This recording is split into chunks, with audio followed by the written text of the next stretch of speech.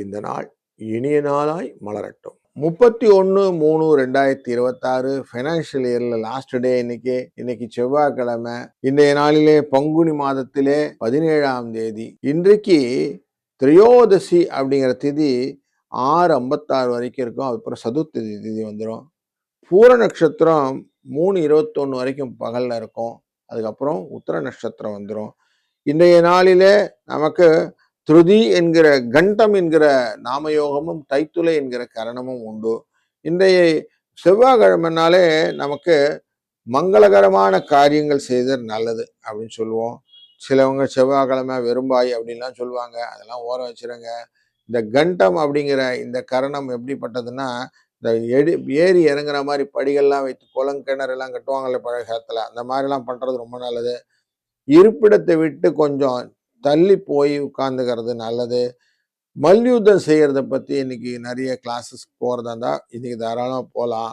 செவ்வாய்க்கிழமையே இந்த நார்மலா தைரியத்துக்குரியது மசில் ரிலேட்டடான இந்த போலீஸ் அப்படிங்கிற விஷயத்துக்கெல்லாம் தேர்வு போகணும்னா இன்னைக்கு தாராளமா எக்ஸசைஸ் ஸ்டார்ட் பண்ணுங்க. நல்ல வெற்றி கிடைப்பதற்கான வாய்ப்பு உண்டு.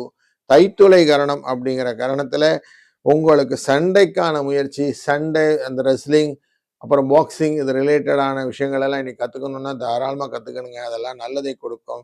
திரையோதசி திதி அப்படிங்கிறதுனால இன்னைக்கு 3வது திதி திருதியை திதி அப்படிங்கிறதுனால சங்கீதம், வாத்தியம் போன்ற விஷயங்கள் எல்லாம் இன்னைக்கு கத்துக்கிறது ரொம்ப சந்தோஷத்தை கொடுக்கக்கூடியதாக அமைகிறது.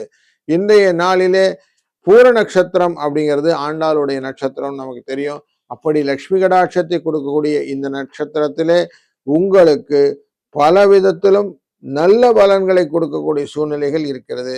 அதிலும் கிரகசாந்தி செய்வது, மாடு வாங்கிறது, சித்திரம் அமைகிறது, வியாதி குளிக்கிறது, இப்படி நல்ல விஷயங்கள் எல்லாம் இன்னைக்கு தாராளமா செய்யலாம். துலாம் ராசி நண்பர்களே, இன்றைக்கு கொடுத்த கடன் குறையக்கூடிய, அதாவது கடன் உங்களுக்கு நீங்க வாங்கியிருந்தாலும் சரி, உங்களுக்கு யாருன்னா கொடுத்திருந்தாலும் சரி, குறையக்கூடிய நாளாக அமைகிறது. லாபஸ்தானத்திலே இன்னைக்கு சந்திர பகவான் உட்காராரு.